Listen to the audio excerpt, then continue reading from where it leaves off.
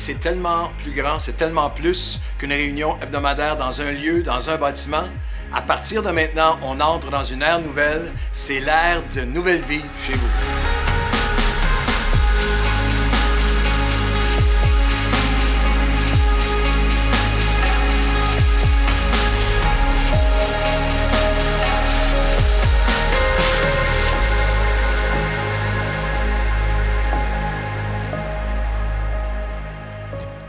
Bonjour, bienvenue dans cette réunion de mi-semaine. On va célébrer Dieu ensemble, on va dire combien il est bon, combien il est grand.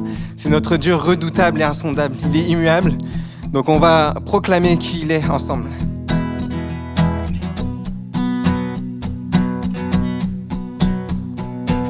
Qui peut connaître tes mystères et comprendre tout l'univers?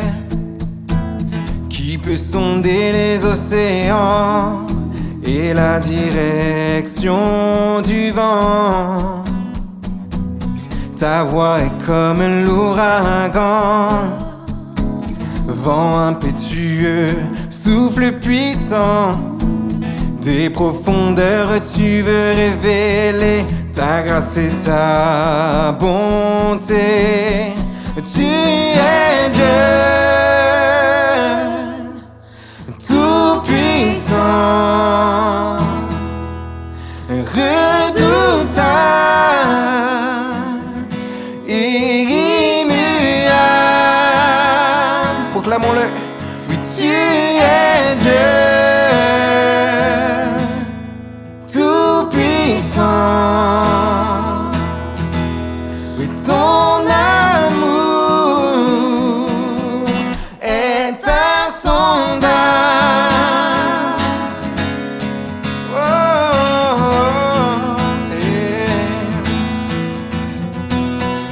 La beauté de ta création et la puissance de ton nom révèle ton immensité et je veux le chanter.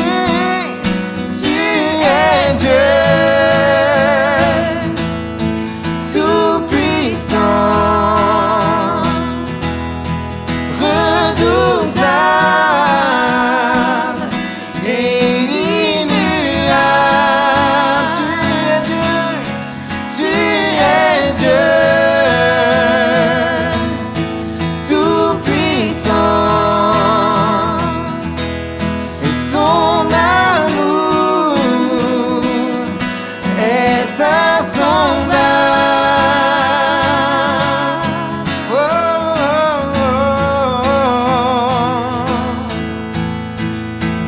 Tu contrôles tout, de la terre jusqu'aux cieux. Je te donne tout, tu es mon seul vrai Dieu. En toi je me confie, tu es mon seul abri. Oh, oh, oh.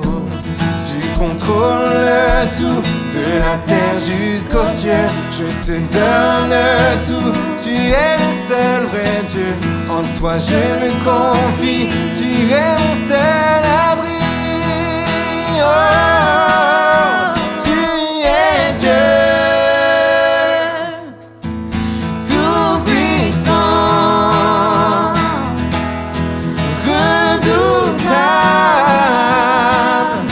et immuable. Tu es Dieu, tu es Dieu tout-puissant.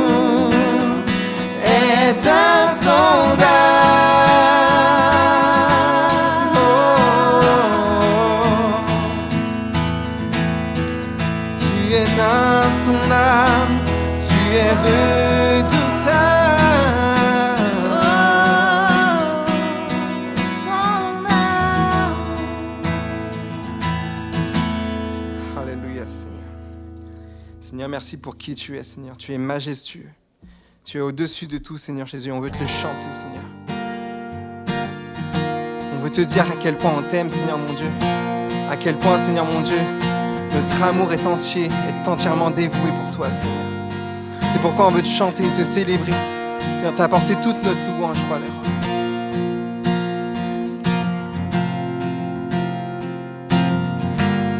Assis dans le ciel, ton trône éternel, tu règnes à jamais. Vêtu de splendeur, entouré d'honneur et de majesté, les anges chantent à toi la gloire, à toi la gloire.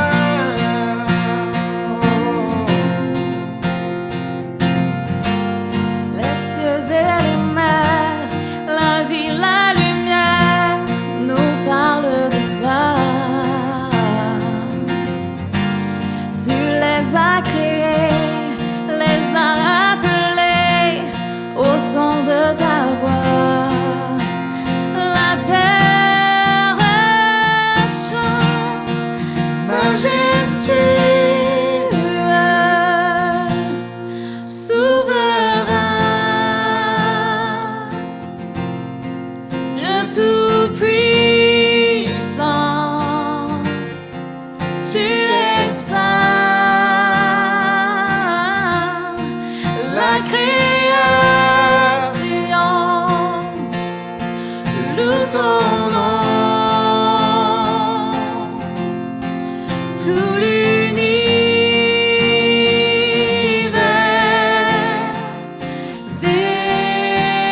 déclare à toi la gloire. À toi la gloire, Seigneur. Ô roi serviteur, tu vins sur la terre révéler l'amour. Divin créateur, merveilleux sauveur, tu vis pour toujours. Tes enfants chantent, majestueux, souverain, Dieu tout-puissant, tu es saint. La création loue ton nom, tout l'univers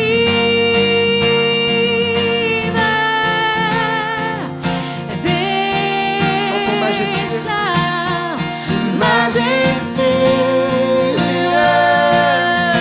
Tu es souverain, Dieu tout-puissant. Dieu tout-puissant, tu es saint. La création loue ton nom, tout l'univers déclare, tout l'univers déclare à toi la gloire. À toi la gloire. À toi la gloire. Seigneur, à toi la gloire. À toi l'honneur. À toi la gloire. À toi la gloire. À toi l'honneur. À toi la louange, Seigneur. À toi Reçois nos cœurs, reçois nos vies. Chantons ensemble majestueux. Majestueux, souverain, Dieu tout-puissant,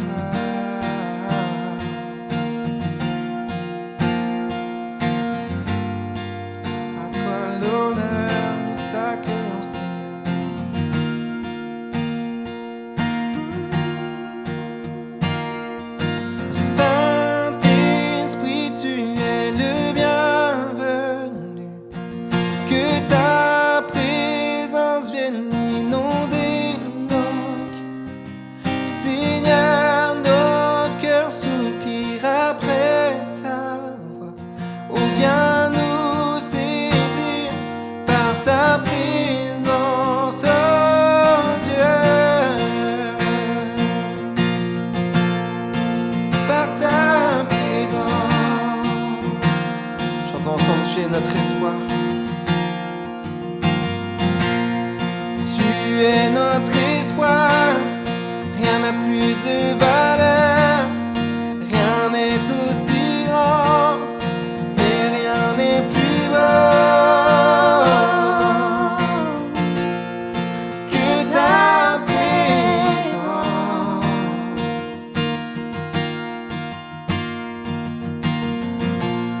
J'ai vu, j'ai goûté l'amour le plus doux. Mon cœur est enfin libre et ma honte disparaît en ta présence, ô Saint-Esprit. Saint-Esprit, tu es le bienvenu. Que ta présence vienne inonder ce lieu. Seigneur, nos cœurs soupirent après ta voix. Oh, viens nous saisir par ta présence. Oh Dieu, Saint-Esprit, tu es le bienvenu. Que ta présence vienne inonder ce lieu. Seigneur, nos cœurs soupirent après ta voix. Oh, viens nous saisir par ta présence, oh Dieu. Par ta présence. Que nous soyons plus sensibles. Que nous soyons plus sensibles à ta présence. Que nous vivions les merveilles de ta bonté. Que nous soyons plus sensibles à ta présence. Que nous vivions les merveilles de ta bonté.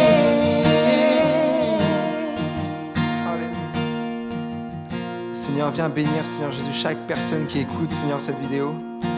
Seigneur Jésus, que tu puisses percuter les âmes, toucher les cœurs, Seigneur. Seigneur, que cette parole, Seigneur Jésus, qui vient, Seigneur, puisse vraiment parler au cœur, Jésus. Seigneur, à toi seul soit toute la gloire, Seigneur Jésus. Sois élevé au-dessus de tout, Jésus. Amen. Voilà, je vais vous laisser avec Pasteur Stéphanie Rieder qui a un message à cœur pour vous et que vous soyez tout simplement bénis.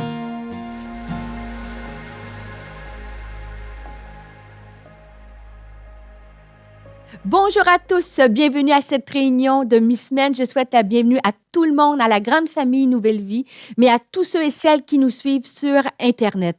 Et c'est vraiment un bonheur pour moi de vous apporter la parole aujourd'hui. Et le titre de mon message est « Les bienfaits de la paix ». Mais je vous avoue, j'ai lutté un peu parce que je voulais aussi donner le titre « Fiche-moi la paix ». Dans le sens de, nous allons parler de ce qui nous empêche, ce qui enlève notre paix. Et particulièrement, la première portion de ce message-là va être un peu appliquée sur le stress en particulier. Parce que vous savez, en ce moment, durant la pandémie, durant tout ce temps avec la COVID, bien sûr, c'était une situation qui était anxiogène. C'était anxiogène pendant la pandémie, dans le confinement, anxiogène dans le déconfinement, masque, pas de masque, distanciation, mais aussi anxiogène pour notre futur. Les choses ne seront plus jamais comme elles étaient. Notre futur, le travail, je pense aux étudiants à l'école, qu'est-ce que ça va être le retour à l'université, en ligne, pas en ligne, j'arrête la session, je continue. On pense à l'église. Comment on va faire l'église après ça, avec la distanciation, 1 mètre, le masque, chanter dans l'église, et toutes les choses qui sont différentes peuvent nous causer de l'anxiété. Imaginez que déjà, avant la pandémie, le stress, l'anxiété était un des problèmes majeurs de notre société. Et sans jugement, les antidépresseurs, les anxiolytiques et aussi les molécules pour le sommeil sont les molécules dans les compagnies pharmaceutiques qui sont les plus vendues. Et il n'y a pas de jugement dans mes propos, mais ça soulève une question que les gens sont face à du stress, à de l'anxiété. Les statistiques disaient qu'avant la COVID, 1 personne sur 2 se disait anxieuse. Et le stress les statistiques nous disent que plus on avance en âge, plus le stress diminue. J'étais frappée de voir que c'est un gros problème pour la nouvelle génération. Les jeunes aujourd'hui sont plus stressés, ils sont face à des sentiments de l'anxiété de performance et les statistiques nous disent qu'un enfant, un adolescent, imaginez sur 10, a eu des pensées suicidaires et environ 10%, entre 7 et 10% des adolescents ont des problèmes, luttent avec des problèmes de dépression. Alors, j'aimerais juste, en quelques mots, qu'est-ce que c'est le stress? On est stressé, mais qu'est-ce que ça veut dire réellement? Et le stress, c'est une réaction au changement. On s'entend qu'en ce moment, on a eu beaucoup de changements et c'est pour ça qu'on dit que c'est une période stressante. Le stress est une réaction au changement ou à des situations que l'on juge menaçantes. Il peut être associé à des expériences positives parce qu'on va le voir tout à l'heure, il y a du bon stress. J'ai fait un mariage, j'ai eu le privilège de célébrer un mariage la semaine dernière et il y avait toute la famille, bien sûr, on était 10, on a respecté toutes les règles sanitaires et c'était pourtant un événement heureux. Mais je voyais la maman de la mariée, elle se faisait maquiller et on sentait le stress avant un événement positif. Donc, le stress peut survenir face à un événement positif, la venue d'un enfant, le mariage, comme je dis, peut-être même une promotion. Mais c'est aussi, ça survient lorsqu'on vit des expériences qui sont négatives, des soucis financiers, une perte d'emploi, un décès, la maladie. Et dans le stress, ce qu'il faut savoir aussi, on ne réagit pas tous de la même façon. En fait, c'est notre perception des événements qui vont faire qu'on est stressé ou pas. Alors, qu'est-ce que ça génère en nous, le stress? Comment c'est généré? Premièrement, lorsqu'on a le sentiment qu'on ne contrôle pas la situation, c'est un facteur de stress. Lorsqu'on juge que la situation que je vis, elle est nouvelle ou imprévisible. On s'entend qu'en ce moment, il y a beaucoup de choses qu'on ne contrôle pas et on s'entend aussi qu'il y a beaucoup de situations qui sont imprévisibles, qui sont nouvelles. Et troisièmement, c'est lorsqu'on redoute les conséquences négatives de la situation. Et j'ai dit, et après ça, dans quelques instants, on va ouvrir la parole de Dieu parce que Dieu a des clés pour nous face au stress. J'ai dit, on va regarder ensemble les bienfaits de la paix. Mais je trouvais ça important de juste s'analyser. Et j'aime tellement les réunions de mi-semaine parce qu'on peut prendre le temps justement de faire une petite introspection. Comment je suis? Est-ce que j'ai perdu ma paix? Est-ce que je suis face à une situation qui est stressante? Est-ce que j'ai perdu le contrôle même d'une certaine situation? Est-ce que j'anticipe négativement mon futur? Et je vous ai dit, il y a une courbe qui va apparaître à l'écran. Il y a une courbe, vous savez, le stress, on appelle ça le E-stress, qui est un bon stress. C'est-à-dire que moi, par exemple, je performe sous le stress. Si j'ai un message à préparer ou je suis en train d'écrire quelque chose, bon, je m'y prends un peu à la dernière minute, mais ça me fait performer. Et il y a le stress peut avoir une zone confortable, une zone même optimale où on devient performant, mais il y a une limite à ça. À un moment donné, on passe du E-stress à la détresse. Et c'est pour ça que je vous dis, c'est bien la réunion de mi-semaine pour pouvoir s'arrêter. Est-ce que j'ai durant toute cette pandémie, avec tous les changements, je pense particulièrement au personnel qui travaille dans le milieu hospitalier, je pense à tous ces gens-là où c'est vraiment stressant. Est-ce que tu es dans une courbe ascendante où tu performes, mais à un moment donné, tu tombes dans la détresse? C'est-à-dire que tu deviens fatigué, tu es épuisé, tu commences à moins dormir et tu peux aller même jusqu'à la dépression. Et je voudrais, vous savez, le stress, lorsqu'on n'arrive pas à le gérer ou lorsqu'on a de la difficulté, on va voir, hein, c'est tout le monde, chacun d'entre nous, on a eu déjà de la difficulté à gérer du stress. Mais lorsqu'on arrive dans cette période-là, il y a des symptômes qu'on peut identifier. Premièrement, on peut être sous le stress, on peut être très agité ou toujours fatigué. On peut avoir de la difficulté à se concentrer, des trous de mémoire, de l'irritabilité. Ça, c'est un symptôme. Si vous êtes toujours à fleur de peau, soit en colère tout le jour ou toujours dans les larmes, dans la tristesse, des tensions musculaires, ça peut être aussi une perturbation de votre sommeil, le pessimisme. Et ça, c'est des signaux d'alarme. Là, la lumière rouge est allumée. Il faut que je mette ces choses-là à Dieu parce que sinon, lorsqu'on reste sous une période de stress pendant un certain laps de temps et qu'on n'émerge pas, c'est là que l'anxiété vient. Et l'anxiété est un voleur de paix. Lorsque je parle d'anxiété, vous savez, c'est lorsque le hamster, je ne sais pas si vous pouvez vous imaginer l'image, mais on voit souvent cette pensée-là. Le hamster dans une roue, qui est dans sa cage, il y a une roue, et le hamster, il tourne toute la nuit. Et ce hamster-là, c'est comme nos pensées négatives. On vient à juste à être envahi par un pessimisme avec les « et si arrivait quelque chose ». Le stress peut avoir vraiment un effet psychologique et nous amener des problèmes d'anxiété. Et c'est quoi, j'aimerais juste qu'on regarde, juste avant qu'on ouvre les Écritures, qu'est-ce que l'anxiété? L'anxiété, c'est une émotion désagréable qui combine des symptômes physiques, le cœur qui bat vite, une forte respiration, tout semble difficile, la présence des sueurs, des tremblements, des mains moites, t'es crispé toujours. Et ça emmène des pensées anxieuses, où tu rumines. Ça vient presque dans l'obsession. Ça entre presque dans les doutes, dans les craintes. Et c'est important d'agir. C'est important d'aller chercher de l'aide, premièrement. Si vous voyez que vous avez des problèmes de sommeil, là, c'est la docteure qui parle, des problèmes de sommeil, d'insomnie, que vous êtes envahi constamment par des pensées noires, il y a de l'aide. Il y a de l'aide à l'Église Nouvelle Vie. Il y a des pasteurs qui sont là pour vous. On a des thérapeutes chrétiens. Il faut aller chercher de l'aide, bien sûr, peut-être même un médecin. Mais aussi, il faut aller chercher de l'aide auprès du Père, auprès du Dieu de la paix. Parce que Dieu veut nous donner la paix dans notre âme. Et c'est ce qu'on va regarder. Dieu veut nous donner dès ce soir la paix dans notre âme et la paix dans l'adversité. J'ai dit la paix dans notre âme. Et si on regarde dans la Bible, ça me fait du bien de voir que la Bible ne maquille pas ses personnages, ne maquille pas ses héros. Et si on regarde un homme comme Élie était un prophète, un des plus grands prophètes. Et pourtant, Élie a été victime d'anxiété, victime d'un stress qui l'a emmené à une période d'anxiété et même à avoir des pensées noires.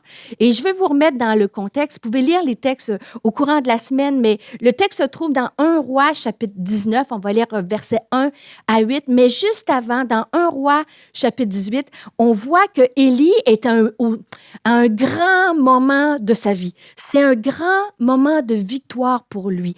Et je vous rappelle, il a confronté les prophètes, 450 prophètes de Baal, et il a dit, on va faire un autel, on va faire brûler un holocauste. Puis la Bible dit qu'il s'est même moqué d'eux, parce qu'il a dit, Dieu va répondre, le vrai Dieu va répondre en venant faire brûler l'holocauste. Et alors qu'il faisait l'autel, il a même dit, il dira au prophète de Baal, mettez de l'eau, rajoutez-en, parce que vous allez voir que moi-même, quand je mets de l'eau, mon Dieu va répondre. Alors que les prophètes sont là, puis ils crient leur Dieu, leur faux Dieu, bien sûr, il ne se passe rien. Mais quand Élie élève la voix, Dieu vient consumer l'holocauste et vient montrer qu'il est le Dieu tout-puissant. Et par la suite, la Bible nous dit qu'Élie va même jusqu'à sacrifier, faire tuer les prophètes. Et par la suite, il va vivre un moment de foi. Il va monter sur le mont Carmel avec son serviteur, puis il va dire, va voir, il y a de la pluie qui s'en vient. Et là, le serviteur va dire, mais non, pas du tout. Et Élie est au summum de la foi. Il dit, va voir. Et pendant 7 fois, il retourne le serviteur. Et quand il voit, il dit, oui, il y a un petit nuage gros comme la paume de la main. Et la pluie est descendue. Et là, on s'attend à voir notre Élie en héros. Mais c'est fou parce que le texte que je veux partager avec vous commence tout de suite par la suite dans le chapitre qui suit. Et lorsque Élie accomplit cet événement qui est marquant, une grande victoire, je ne sais pas s'il devait s'imaginer, « Seigneur, je me suis levé pour toi. » D'ailleurs, il a dit, « Je suis le seul qui est resté, qui s'est levé pour toi. » Il devait attendre la bénédiction. Et pourtant, l'histoire nous dit ce qui arrive, c'est tout à fait l'inverse. Jézabel veut faire tuer Élie. Alors, on va lire le texte, verset 1. 1 Roi, chapitre 19, verset 1. Ça dit, « Akab rapporta à Jézabel tout ce qu'avait fait Élie, c'est-à-dire tuer ses prophètes, et comment il avait tué par l'épée tous les prophètes. Jézabel envoya un messager à Élie pour lui dire « Que les dieux me traitent dans toute leur rigueur si demain, à cette heure, je ne fais de ta vie ce que tu as fait de la vie de chacun d'eux. Et lorsqu'on arrête le message ici, on parle au grand Élie, on parle au grand prophète qui a eu la foi que Dieu allait se manifester, qui a eu la foi que la pluie allait tomber. Et là, c'est fou parce qu'Élie n'est plus au summum de la foi, il tombe dans la peur. Cette femme-là, vous savez, un des plus grands stresseurs, c'est les humains, les êtres humains, les personnes qui nous stressent. Et là, voyant cela, Élie nous dit la suite du texte, il se leva et s'en alla pour sauver sa vie. Il arriva à Beersheba, qui appartient à Juda, et il y laissa son serviteur. Pour lui, il alla dans le désert, où après une journée de marche, il s'assit sous un genêt et demandant la mort. Voyez-vous la différence entre les deux? Il est à une étape face à la menace, face à un moment stressant de sa vie, et il va glisser dans le stress et l'anxiété. Il va dire, c'est assez maintenant, Éternel, prends mon âme, car je ne suis pas meilleur que mes pères. Il se coucha et s'endormit sous un genêt. Et voici un ange le toucha et lui dit, lève-toi, mange. Il regarda, et il y avait à son chevet un gâteau cuit sur des pierres chauffées et une cruche d'eau. Il mangea et but, puis se recoucha. L'ange de l'Éternel vint une seconde fois, le toucha et dit, lève-toi, mange, car le chemin est trop long pour toi. Et des fois, on peut se reconnaître, et je vais lire la suite tout à l'heure, mais je vais m'arrêter ici. Élie est face à la menace. Élie a peur. Élie est stressé. Élie est anxieux. Et la Bible nous dit, le chemin est trop long. Et je veux m'arrêter. Et peut-être que tu te reconnais. Peut-être que c'est à toi que je parle. Moi, j'ai déjà été ce Élie à un moment de ma vie où après des grands moments de victoire, après que Dieu a fait des grandes choses, des fois, il m'est arrivé face à une menace de me retrouver comme lui et de trouver que le chemin est trop long. Et il se leva, mangea et but. Et avec la force que lui donna cette nourriture, il marcha 40 jours et 40 nuits. Oui, il y a une force que Dieu peut nous donner. Ça, Dieu a renouvelé ses forces physiques. Mais Élie avait besoin d'un cœur à cœur avec Dieu. Et là, Dieu va lui parler. Et là, la Bible nous dit qu'il entre dans une caverne, il passe la nuit. Et la parole de l'Éternel lui fut adressée en ces mots. « Que fais-tu ici? Est-ce que tu es en ce mercredi soir? Est-ce que tu es dans une caverne, pris dans la caverne du stress, dans la caverne de l'anxiété? Et le Seigneur te dit, qu'est-ce que tu fais dans cette caverne? Je veux te donner aujourd'hui cette paix. Et là, Élie va dire, il commence à se plaindre à Dieu. On va voir dans quelques instants. Élie, même s'il est un grand prophète, il y a 5 erreurs que peut-être on a déjà fait, que Dieu veut nous détourner de ces voies-là. Il va dire, j'ai déployé mon zèle pour l'Éternel, le Dieu des armées, car les enfants d'Israël ont abandonné ton alliance. Ils ont renversé tes autels, ils ont tué par l'épée tes prophètes. Je suis resté moi seul et ils cherchent à m'ôter la vie. Et est-ce que tu es même peut-être rendu dans ta caverne à discuter avec Dieu, dire, Seigneur, je t'ai servi, Seigneur, j'ai élevé mes enfants dans tes voies, Seigneur, je t'ai donné, je suis allée à l'église, j'ai prié, et là, je me retrouve dans une place où j'ai pas la bénédiction, je suis retrouvée dans une place de stress, d'anxiété, et là, il tombe, notre Élie, dans l'apitoiement. Et il y a 5 erreurs qu'on peut éviter à partir de ce texte-là. Même si Élie était un grand prophète, il a fait 5 erreurs importantes sous l'effet du stress. Premièrement, il n'a pas réalisé qu'il était épuisé physiquement et mentalement. Le texte que nous avons lu, ça dit quand il s'est sauvé, il s'est couché. Il était tellement épuisé qu'il s'est couché. Et quand on est fatigué, j'ai une grande révélation à vous faire et c'est très difficile. Moi, ça m'a pris quelques années de sagesse pour arriver à comprendre qu'on a le droit d'être fatigué. Il faut s'arrêter. Est-ce que je suis fatigué physiquement? Est-ce que je suis fatigué mentalement? Parce que lorsque je suis à cet état-là, c'est là qu'il est. Élie avait combattu avec force. Et après une grande victoire, après avoir travaillé fort au bureau, peut-être un exploit au travail, peut-être que c'est à l'université, un examen que tu as passé, peut-être que c'est dans ta maison, tu as accompli quelque chose et tu es fatigué. Et c'est dans ce moment-là que le stress vient nous impacter. C'est à ce moment-là qu'on est vulnérable à l'anxiété. Alors réalise, est-ce que tu es fatigué physiquement ou mentalement? Il n'y a pas, la deuxième erreur qu'il a fait, il n'a pas été sur ses gardes après sa grande victoire. Je vous ai dit tout à l'heure que le stress peut être positif puis il peut être négatif. Mais même un stress positif, lorsqu'on carbure, qu'on travaille fort, ça peut être un déménagement, quelque chose qui est positif, mais que finalement, tu as une grande victoire, puis là, tu ne vois pas l'ennemi venir dans tes pensées. Il a fait aussi une troisième erreur. Il n'a pas bien géré ses pensées. Il est rendu il demande la mort. Il laisse entrer des pensées négatives. Il laisse de la place il perd le combat de ses pensées. Probablement que ses pensées ont dû venir petites. Oui, j'ai accompli. Il commençait à se rappeler les exploits. Oui, j'ai vu Dieu agir. Dieu a consommé l'Holocauste. Dieu a fait tomber la pluie. Mais à un moment donné, lorsqu'il a peur, il oublie les exploits. Il oublie les exploits de Dieu et il commence avec une petite pensée. Moi, je suis le seul qui est resté. Moi, je suis le seul qui est combattu. Regarde ce qui m'arrive. Et là, ça prend de l'ampleur. Et ça, c'est ce que j'ai parlé en introduction. C'est le petit hamster qui commence à tourner. Et vous savez, le hamster, quand il n'arrête plus, c'est là qu'on devient avec des pensées négatives qui deviennent obsessives. Et c'est là qu'il faut dire, Seigneur, viens me donner la paix dans mon âme. Il est venu, Élie, en ne gérant pas ses pensées, il est venu jusqu'à demander la mort. C'est extrêmement grave. Comment sont tes pensées aujourd'hui? Il a fait une chose aussi importante qu'il n'aurait pas dû faire. Il s'est isolé des gens qui auraient pu l'encourager. Ça dit dans le texte qu'on a lu, quand il est allé sur le genêt, il a laissé son serviteur et il s'est isolé. Et ça aussi, c'est pas bien. Là, souvent, lorsqu'on est stressé, anxieux, au lieu d'aller chercher de l'aide, on s'isole. Et c'est important d'aller chercher de l'aide. C'est important de parler à un ami, à une amie, de dire « j'ai besoin d'aide ». Et finalement, il s'est apitoyé sur son sort. Je suis le seul. C'est juste moi qui ai fait ça. Personne ne m'a aidé. Et là, on tombe dans ce sentiment-là. Mais la bonne nouvelle, parce que la parole de Dieu est un livre de vie. Vous savez, lorsqu'il était sous le genêt, Dieu vient lui parler. Alors qu'il est dans la caverne, il va lui dire par la suite, il est allé sous le genêt, après ça, il est entré dans la caverne. Et dans la caverne, il va dire, « Qu'est-ce que tu fais ici? Sors de ta caverne parce que je veux te bénir. » Et Dieu est ici, te dit, « Sors de ta caverne parce que je veux venir en cette réunion de mi-semaine, dans les jours qui vont suivre, dans les semaines qui vont suivre, venir te parler. » Et la Bible dit qu'il y a eu toutes sortes de signes alors qu'il est sur la montagne. Il y a des signes qui sont apparus. Il y a eu un vent fort et violent.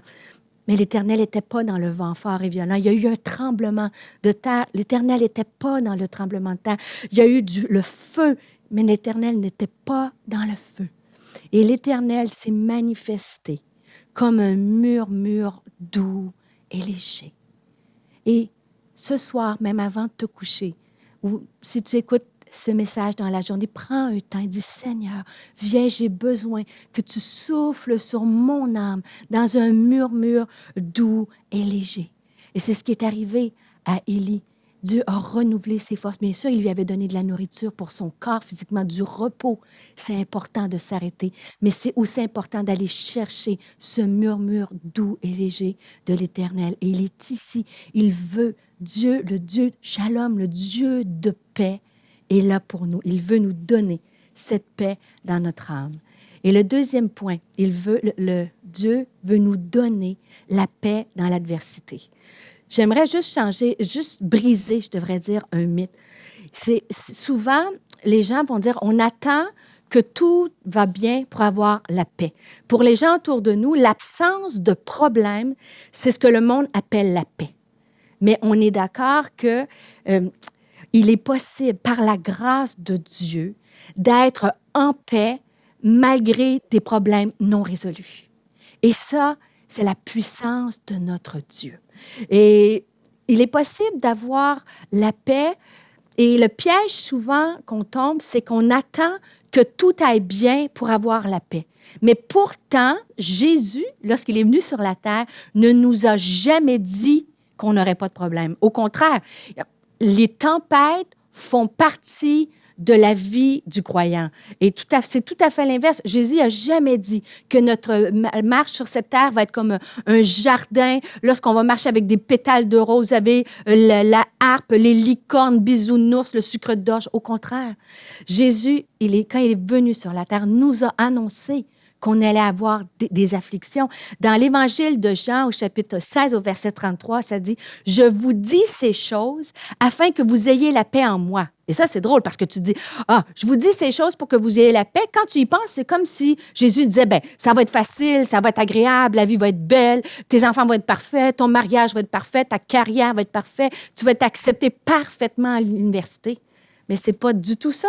Jésus va dire, je vous dis ces choses afin que vous ayez la paix en moi. Vous aurez des tribulations. Et certaines versions en français courant, ça dit, vous aurez des angoisses dans ce monde. Mais prenez courage, j'ai vaincu le monde. Et il y a une autre version que j'aime utiliser aussi, c'est la version du Sommeur, et ça dit, il fallait que je vous dise aussi cela pour que vous trouviez la paix en moi. Dans des moments de difficulté, ce passage-là des Écritures, pour ma part, m'a fait un bien immense. C'est comme si Jésus me rappelle, sois pas inquiète, je suis au courant. Il faut que je te le dise. Tu vas avoir à souffrir des afflictions, mais aie courage. Moi, j'ai vaincu le monde. Et je veux t'encourager aujourd'hui que Dieu est ici, à travers sa parole, dans sa présence. Il veut te donner la paix dans ton âme, comme pour Élie. Mais il veut aussi te donner la paix dans l'adversité. Dieu connaît chaque épreuve que tu traverses. Il connaît chaque défi dans ta maison. Il connaît chaque défi dans ton mariage. Il te dit aujourd'hui, aie courage, ne perds pas ta paix, parce que moi, j'ai vaincu. Je te dis ces choses. Tu vois, il y a des afflictions, mais j'ai une paix pour toi. Et j'ai dit que les tempêtes font partie de la vie du croyant. Et une belle illustration de ça, on retrouve ce principe-là dans l'Évangile de Marc. Et c'est au chapitre 4, au verset 35 à 41. Si vous avez votre Bible, regardez ce texte-là. C'est magnifique parce que c'est lorsque Jésus, c'est une histoire qu'on a lue pour beaucoup d'entre vous, des dizaines et des dizaines de fois. Et c'est le récit où Jésus est dans la barque avec ses disciples. Et à chaque fois, je suis fascinée parce que Jésus est là. Et c'est facile à visualiser. Moi, je lis la Bible comme si c'était moi. Là. Je me vois dans la barque. Et allons-y, le verset 35, ça dit, « Ce jour-là, le soir venu, Jésus leur dit, « Passons sur l'autre rive. » Et c'est un lac, ça s'appelle, il était sur le lac de Tibériade, et lorsqu'on étudie un peu le récit, ce lac, il pouvait à tout moment se lever des vents très, très forts. Donc, alors qu'ils partent avec Jésus, la mer est calme, le lac est calme, et pourtant, le vent peut se lever et la tempête peut arriver. Mais pour l'instant, tout est calme. Alors, ils s'en vont. Et la suite du texte, ça nous dit, après avoir renvoyé la foule, ils l'emmenèrent dans la barque où il se trouvait. Il y avait aussi d'autres barques avec lui. Alors, Jésus, les disciples sont dans la barque, et là, arrive ce qui arrive. Un vent violent s'éleva, et les vagues se jetaient sur la barque au point qu'elle se remplissait déjà. Et lui, il dormait à l'arrière sur le coussin. Et je m'arrête un peu ici. Jésus leur dit, passons de l'autre rive. Et pourtant, Jésus sait que la tempête va se lever. Et c'est pour ça que je dis que la tempête fait partie de la vie du croyant. Jésus n'a pas épargné la tempête. Jésus n'a jamais dit qu'on n'allait pas avoir de tempête, mais il a dit qu'il était toujours dans la barque avec nous. Et c'est ce qui arrive. Et là, pendant que les textes nous disent que le vent était violent, donc les disciples ont peur et Jésus dort tranquillement. Et là, c'est là que ça me fait un peu sourire. Ils le réveillèrent et lui dirent, « Maître, cela ne te fait rien que nous soyons en train de mourir. » Si on est honnête pour un instant, je sais que vous aimez Dieu de tout votre cœur. Je sais que vous écoutez cette réunion de mi-semaine en plein été, alors je sais que vous aimez la parole de Dieu. Mais si on est honnête, ça nous est tous arrivé d'être dans l'embarcation de la vie et que le vent se met à souffler et que tu as l'impression que Jésus n'est pas là. Tu le sais intellectuellement parlant. Tu lis la parole. Tu sais dans ton âme que Jésus est là, mais tu ne le ressens pas. Tu as l'impression qu'il t'a oublié. Tu as l'impression qu'il ne te voit pas pendant... Il ne voit pas ton anxiété, ton stress, que c'est la tempête.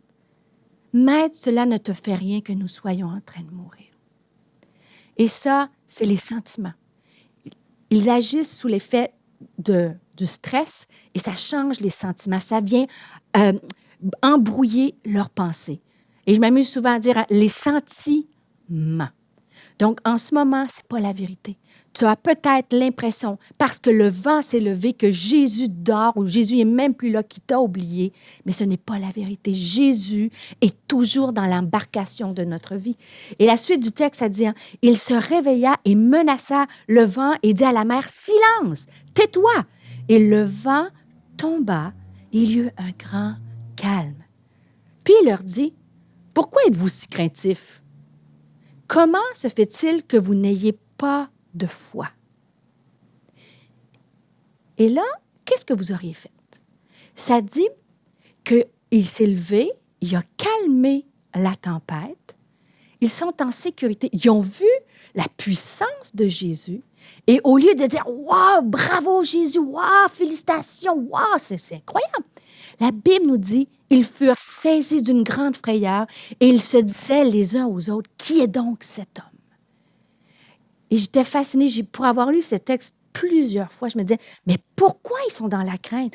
Pourquoi ils connaissent Jésus? Ils l'ont vu agir. Pourquoi ils vont dire, mais qui est cet homme?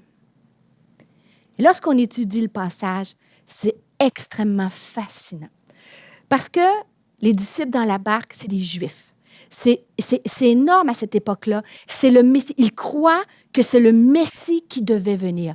Mais en fait, ils le croient, ils l'attendent parce que eux, quand ils allaient dans le temple, ils allaient lire les textes. Il n'y avait pas la Bible à cette époque-là. Alors, ils allaient lire des passages de textes alors qu'ils étaient au temple. Et ils ne partaient pas avec la Bible sous le bras. Ils apprenaient par cœur les passages. Et ils attendaient à travers tous ces passages-là qu'ils savaient de plus profond de leur cœur, ils attendaient ce Messie-là. Et lorsqu'on regarde pourquoi ils ont dit « Qui est cet homme? » Parce que lorsque Jésus a dit « Silence, tais-toi », lorsque Jésus menace les mers, il calme les mers, il est en train de réaliser une prophétie qu'eux avaient appris par cœur. Et cette prophétie-là, on la retrouve dans le psaume 89, versets 9 à 10. Ça écrit « Éternel Dieu de l'univers, qui est puissant comme toi? Éternel, ta fidélité t'environne. C'est toi qui maîtrises l'orgueil de la mer. Quand ces vagues se soulèvent, c'est toi qui les calmes. » Alors, pourquoi ils sont craintifs? Pourquoi ils ont de la frayeur? Pourquoi les historiens et les exégètes nous disent que c'est à ce moment-là qu'ils ont réalisé, ils savaient, ils croyaient une certaine portion que c'était le Messie. Mais parce qu'il a accompli les Écritures, une parole des Écritures, parce qu'ils l'ont vu sous leurs yeux, ils ont réalisé que le Dieu de l'univers tout-puissant, c'est ce que le texte dit, que celui qui calme les vagues, qui soulève, qui calme tous ces vents forts-là, est assis avec eux dans la barque. Et il y a des moments, et je le dis avec tristesse et avec compassion. Chacun, je crois que peut-être je m'adresse à un homme ou à une femme, bien que tu connaisses Jésus de façon intellectuelle, tu le connais même, tu as la foi en Jésus, mais là, le vent, c'est trop fort pour toi. Et ce soir, aujourd'hui, tu as besoin de réaliser par sa parole que le Jésus tout-puissant, celui qui est créateur de l'univers, de tout ce qu'il contient, créateur de la vie, le tout-puissant est assis dans l'embarcation de ta vie et il va calmer les vents. Il va calmer les vents les plus forts, les vents qui souffrent, les vents qui te donnent cette anxiété, cette insomnie-là. Il est capable aujourd'hui de calmer ces vents. Et il veut le faire si on lui demande. Il ne dort pas. Jésus n'est pas dans l'embarcation de ta vie, endormi sous le coussin, au contraire. Et je prie que le Saint-Esprit puisse impacter ton cœur en ce moment pour te faire réaliser au-delà de ta foi intellectuelle, te faire une révélation, un réma, qu'il est ce grand Jésus dans ta barque. Il va calmer. Dans Philippiens, chapitre 4, et je vais conclure avec ça, versets 6 à 9, ça dit « Ne vous inquiétez de rien, mais en toute chose, faites connaître vos besoins à Dieu par des prières et des supplications, avec des actions de grâce. Et la paix de Dieu, qui surpasse toute intelligence, gardera vos cœurs et vos pensées en Jésus-Christ. » Et ça dit, au reste, que tout ce qui est vrai, tout ce qui est honorable, tout ce qui est juste, tout ce qui est pur, tout ce qui est aimable, tout ce qui mérite l'approbation, ce qui est vertueux et digne de louange soit l'objet de vos pensées. Ce que vous avez appris et reçu et entendu de moi, et ce que vous avez vu en moi, pratiquez-le, et le Dieu de paix sera avec vous. Souvent, on va se citer ce verset-là en disant que si on demande à Dieu, il va nous donner cette paix avec action de grâce. On demande avec action de grâce, il va nous donner la paix qui surpasse toute intelligence. Mais avec ça, lui peut nous donner la paix, mais on a une action à faire de notre côté, c'est de garder nos pensées sur ce qui est vrai, ce qui est juste, ce qui est vertueux. Et souvent, on va utiliser ce texte-là pour parler de la pureté du cœur, et c'est vrai.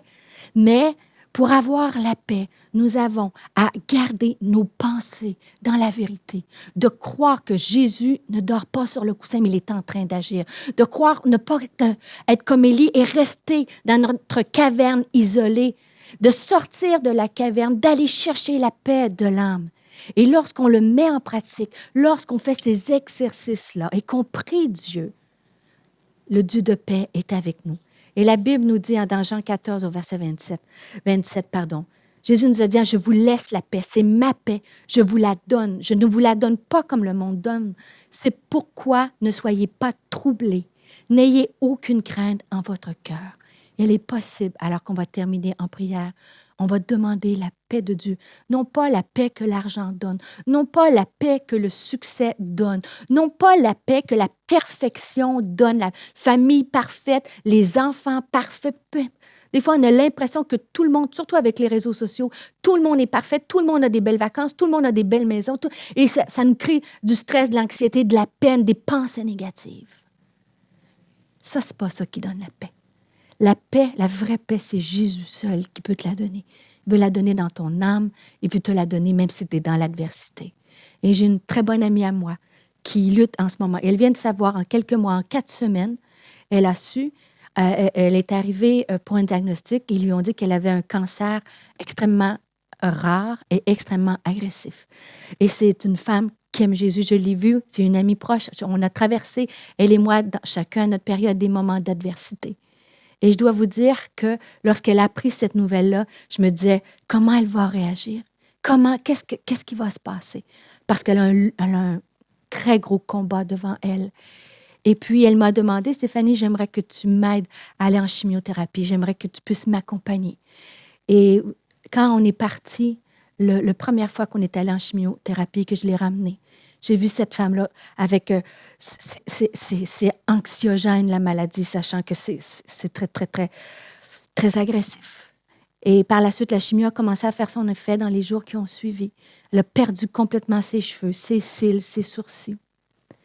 Et si elle écoutait ses sentiments, on aurait eu l'impression, moi, en regardant, Jésus, c'est une femme qui t'a servi toute sa vie, c'est une femme qui t'aime. Qu'est-ce qui se passe? Est-ce que tu es en train de dormir sous le coussin? Et pourtant, on est allé à un 2e cycle de chimiothérapie. Je suis allée la chercher lundi, la semaine passée. Et j'ai vu cette femme-là, sans ses cheveux, sans rien, mais j'ai vu cette femme-là qui rayonnait de paix.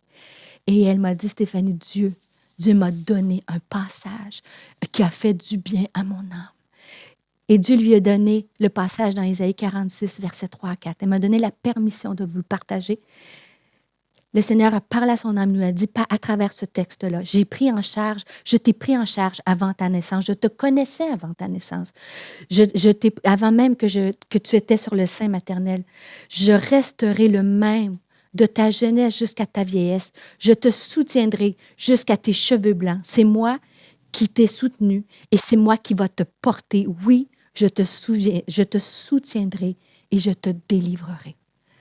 Alors, il est possible, par la présence de Dieu, par la parole de Dieu, d'aller chercher cette paix-là pour notre âme et dans l'adversité. Alors, je vais juste vous inviter à courber la tête et on va prier ensemble. Seigneur Jésus, je te dis merci pour ta parole. Merci de ta parole pour cette parole qui ne revient jamais sans avoir fait son effet. Alors, je te prie en ce moment pour un homme, pour une femme qui a besoin de paix. Seigneur, peut-être même à travers cette parole, tu as mis peut-être le doigt sur quelque chose, sur le stress, sur l'anxiété. Et tu dis à quelqu'un, il est temps de t'arrêter. Il est temps de revenir à moi, de chercher cette paix. Il est temps d'arrêter de courir à droite et à gauche par tes propres forces. Et reviens à moi, c'est moi qui va te donner la paix. Peut-être quelqu'un qui est face à la maladie, quelqu'un qui est face à un problème émotionnel, physique. Seigneur, spirituel, viens en ce moment inonder. Viens donner cette paix qui surpasse toute intelligence, Seigneur. Je te prie pour quelqu'un, un homme ou une femme, donner la grâce d'aider dans les pensées, que le hamster puisse arrêter de tourner, que les pensées obsessives puissent s'arrêter parce que tu viens par ton Saint-Esprit. Je te prie que tu donnes le sommeil, que tu enlèves toute cette anxiété, que le sommeil puisse revenir. Seigneur, viens calmer les vents. Tu es celui qui est dans l'embarcation de notre vie. Tu es le grand Dieu tout-puissant. Et il n'y a aucune tempête que tu ne peux calmer. Et je te dis merci à l'avance pour le privilège que nous avons accès à ta présence, Seigneur. Merci de ton amour. Merci de ta protection. Merci pour ta paix. Amen. Alors, soyez bénis. Passez un bon temps dans la présence de Dieu et je vous laisse avec l'équipe de louanges.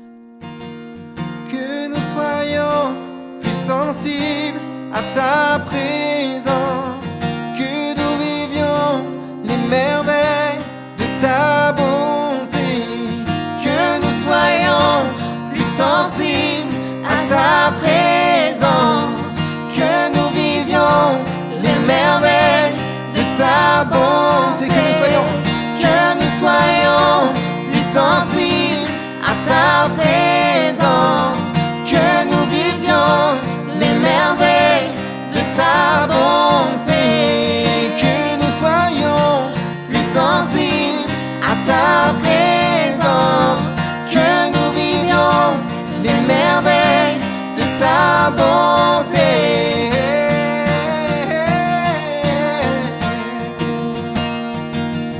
Oui, Saint-Esprit, tu es le bienvenu, que ta présence vienne inonder nos cœurs. Seigneur, nos cœurs soupirent après ta voix.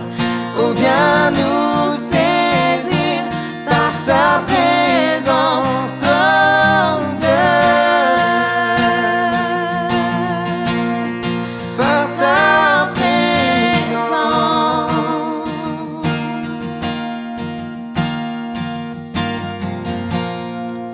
Voilà, soyez bénis, passez une belle semaine et restez connectés sur les réseaux sociaux et notre réunion de dimanche prochain. Salut!